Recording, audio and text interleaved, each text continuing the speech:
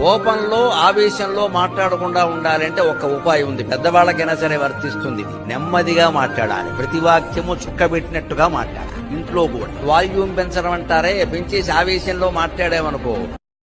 కోపంలో ఆవేశంలో మాట్లాడకుండా ఉండాలంటే ఒక ఉపాయం ఉంది. పెద్దవాళ్ళకైనా సరే వర్తిస్తుంది. నెమ్మదిగా మాట్లాడాలి. ప్రతి వాక్యము చుక్కబెట్టినట్టుగా మాట్లాడాలి. ఇంట్లో కూడా వాల్యూమ్ పెంచడం అంటారే, పెంచేసి ఆవేశంలో మాట్లాడామనుకో. కోపంలో ఆవేశంలో మాట్లాడకుండా ఉండాలంటే ఒక ఉపాయం ఉంది. పెద్దవాళ్ళకైనా సరే వర్తిస్తుంది. నెమ్మదిగా మాట్లాడాలి. ప్రతి వాక్యము చుక్కబెట్టినట్టుగా మాట్లాడాలి. ఇంట్లో కూడా వాల్యూమ్ పెంచడం అంటారే, పెంచేసి ఆవేశంలో మాట్లాడామనుకో.